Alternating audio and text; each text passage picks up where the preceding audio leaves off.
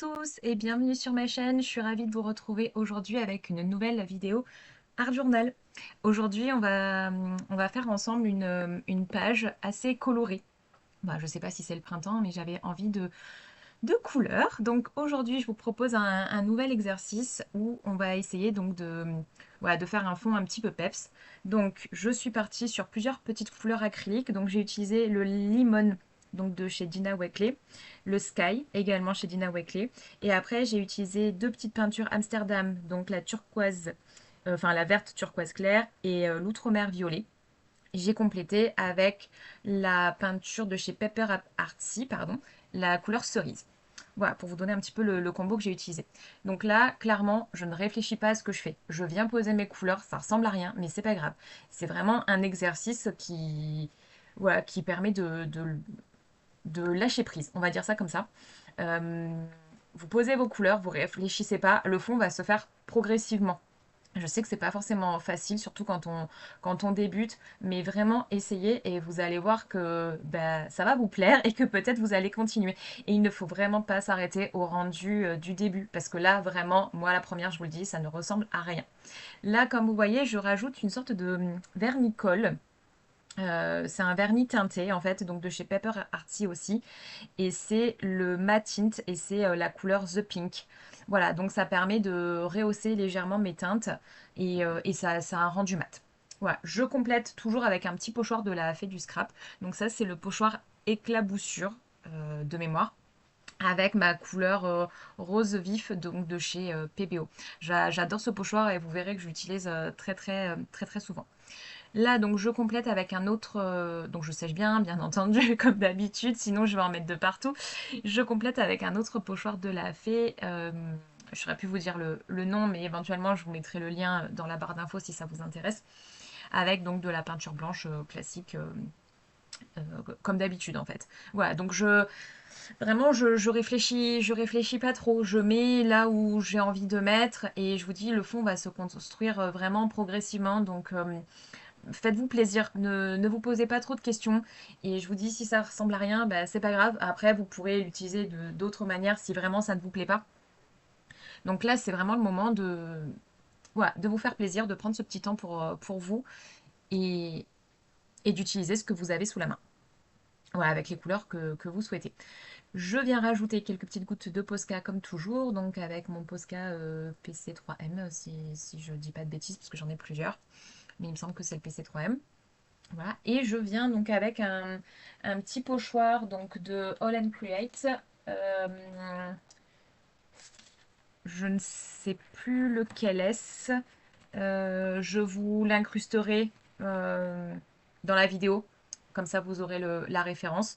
Donc, toujours avec mon encre Versafine. Donc, je m'assure que ma page soit bien sèche avant de venir faire mes petits tamponnages pour éviter d'en mettre sur mon tampon. Voilà. Et je n'hésite pas à vraiment en mettre même sur mes marguerites, hein. Je veux vraiment que une uniformité se fasse. Je ne sais pas si j'utilise le bon terme, mais voilà, que mon fond vraiment commence à prendre forme.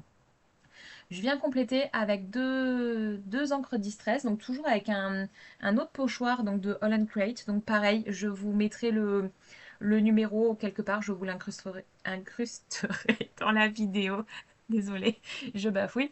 Je vous l'incrusterai quelque part, voilà, pour que vous ayez la référence si ça vous intéresse. C'est vrai que j'aime bien ces petits tampons de fond. Voilà, ça permet d'agrémenter nos pages et donc voilà, de donner un petit rendu et de donner de la matière et je trouve ça vraiment intéressant. Oups, pardon, désolée pour le bruit. En termes de couleurs, j'ai utilisé la Distress Dusty Concorde et Broken China pour le bleu. Voilà, et Dusty Concorde pour la teinte plutôt violette. Voilà. Je sèche le tout pour éviter que ça bave. Et donc là, je voulais utiliser ce tampon donc de All and Great toujours. Donc c'est le 219. J'avais vraiment envie donc d'utiliser ces visages que All and Great propose. J'en ai trois en tout. Je vous le montrerai à la fin de la vidéo, mais j'ai fait une autre page avec un autre visage que vous avez dû voir passer sur certaines chaînes. Donc voilà, et j'aime vraiment les mettre en couleur. Donc là, je vais utiliser mes crayons Neocolor 2 pour la colorisation, comme l'autre visage que je vous montrerai à la fin. Et c'est vrai que c'est un très très bon exercice. L'avantage de ces tampons, c'est que ils ont déjà les ombres marquées. Donc si vous débutez, ça peut être bien pour vous parce que du coup, vous savez déjà où apposer vos couleurs les plus foncées. Et c'est vrai que ça aide bien. Ils ont également une taille intéressante puisque ça nous permet de quand même bien se faire plaisir en termes de colorisation. Donc ça, c'est vrai que c'est important également. Ils sont pas trop petits. En termes de mesure, pour vous donner un ordre d'idée, donc le visage, sachant que moi je l'ai un petit peu prolongé, il fait au moins 10, ouais, peut-être 9 cm, 9-10 cm sur 8 à peu près. Donc vous voyez, il y a de quoi quand même bien se faire plaisir. Donc là, je commence ma colorisation avec mes crayons Neocolor 2, toujours. Donc c'est des crayons à base de cire qui sont aquarellables. En termes de teinte, j'ai utilisé la couleur chair. Donc je suis venue par la teinte la plus claire. J'ai complété avec la teinte saumon, qui est un petit peu plus foncée et légèrement rosée. Et donc qui va permettre voilà, d'apporter un petit peu plus de contraste. Je complète également avec la teinte abricot. Et après, je viens donc accentuer les pommettes et les yeux avec le rose. Et par la suite, j'utilise également le carmin. Et donc le carmin, c'est ce qui va me permettre de faire ma bouche et qui va me permettre également donc de me faire les pommettes, les côtés vraiment les plus foncés des pommettes, là où c'est le plus ombré, ainsi qu'un peu le maquillage au-dessus des yeux. Je viens donc avec mon pinceau aquarelle, donc c'est le Soft Aqua. J'ai plus la taille, mais je vous le dis dans mes autres vidéos, puisque j'utilise toujours les mêmes. Donc le Soft Aqua de chez Raphaël. Je viens donc aquareller tout ça. J'essuie bien mon pinceau entre deux couches pour éviter de mettre trop d'eau. Pour éviter qu'après ça ne fasse des auréoles sur mon papier tout simplement. Et je n'hésite pas à bien sécher en fait entre deux couches. Je vous le dirai dans d'autres vidéos, hein, mais ce papier-là, donc le papier Pantone, hein, multimédia donc de Clairefontaine, il est très bien hein, puisqu'il supporte quasiment toutes les techniques. Le seul souci, c'est que si vous l'imbibez trop, au bout d'un moment, il risque de pelucher.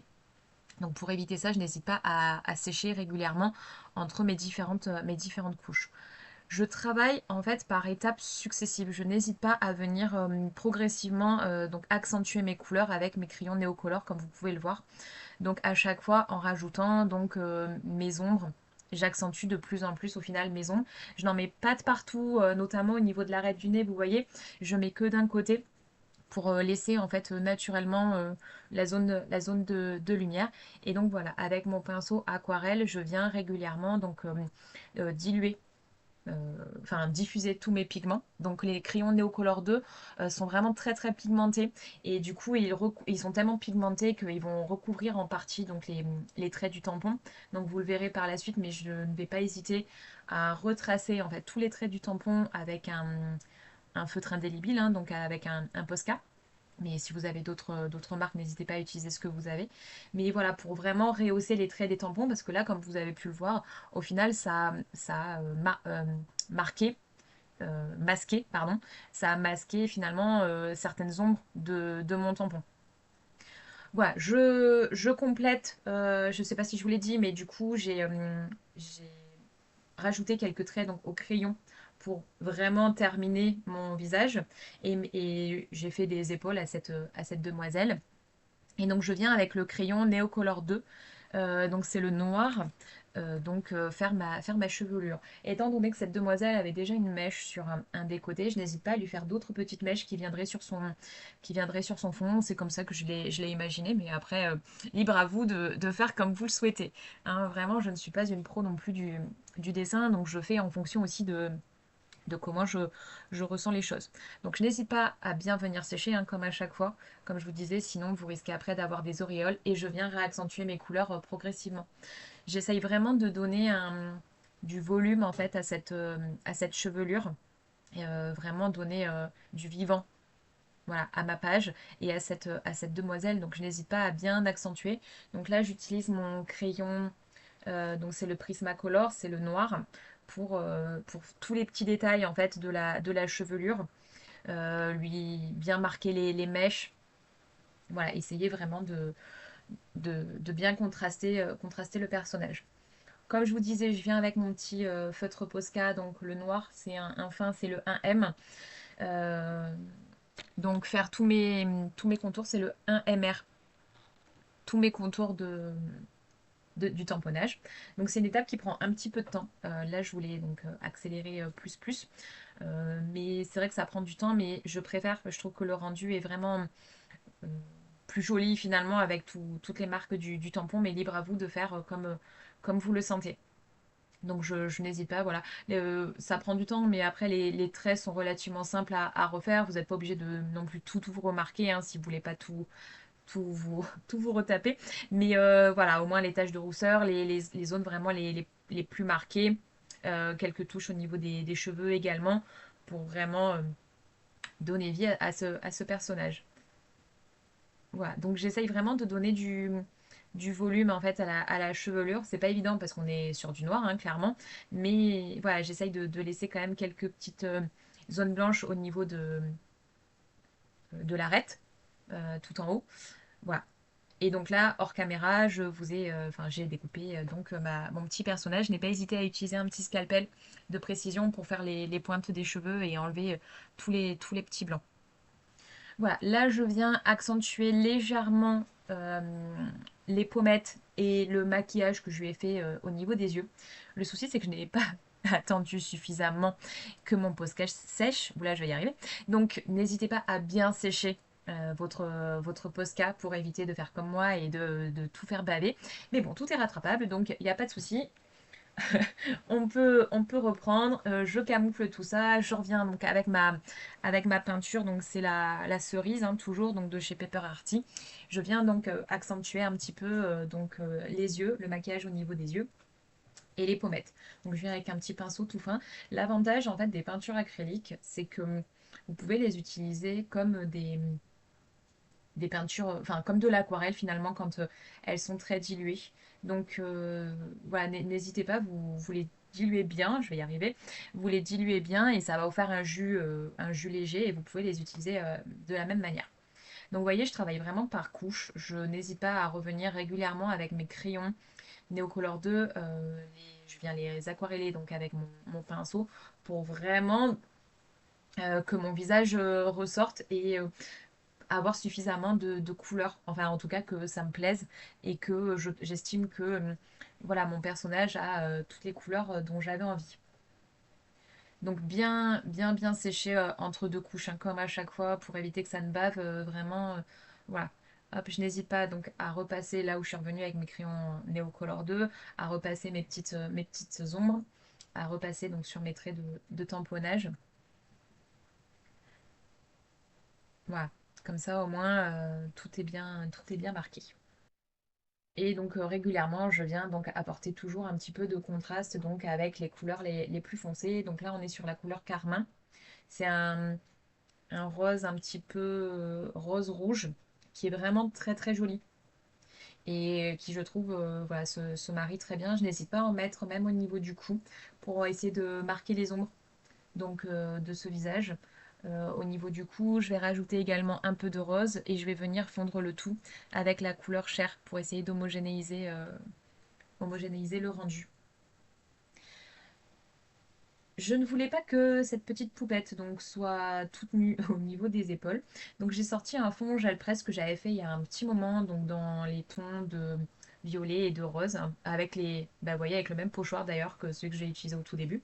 Donc je suis venue découper donc un des petits morceaux pour lui faire comme une tunique au niveau des épaules. Donc là, donc pareil, c'est dans les mêmes tons, hein, c'est dans les tons de violet. Et j'ai utilisé le pochoir avec des arcs-en-ciel que vous avez déjà vu dans une précédente vidéo pour ceux ou celles qui ont visionné les anciennes. Donc c'est le pochoir arc-en-ciel de la fée du scrap. Voilà. Je coupe en fait ce petit bout de manière à ce que ça fasse un haut un petit peu décalé, que ça ne soit pas uniforme en fait et que ça soit pas un col tout droit, faire une épaule qui tombe légèrement. Je fais bien mon contour donc avec un feutre Posca et donc je viens coller le tout sur ma poupette. Voilà. Là, je vais revenir donc avec mon feutre Posca faire donc le contour de mes épaules, de mon petit haut, mon drapé en tout cas, avec ce fond gel presse. Voilà, histoire de vraiment marquer tous les détails. Ensuite, je viens donc avec un crayon Neocolor 2, donc c'est la couleur violette, enfin violet, pardon. Donc rehausser un petit peu les ombres sur le côté gauche donc du haut que j'ai construit donc à cette demoiselle, histoire donc de bien marquer les ombres. Et je vais venir compléter donc avec un stylo gel, donc c'est le Signo Uniball couleur white, donc le blanc, pour apporter toutes les petites touches de lumière sur mon visage, au niveau de la bouche, au niveau des cheveux. Voilà, je n'hésite pas à apporter quelques, sous forme de petits traits tout fins, quelques petites touches, touches de lumière, donc au niveau des pommettes. Voilà. Je vais venir également avec un Posca blanc, apporter donc également quelques touches de lumière par la suite. Voilà, donc là je viens coller ma poupette, donc toujours avec ma sticky glue donc de Art by Marlène. Je vais venir coller donc cette poupette sur mon fond.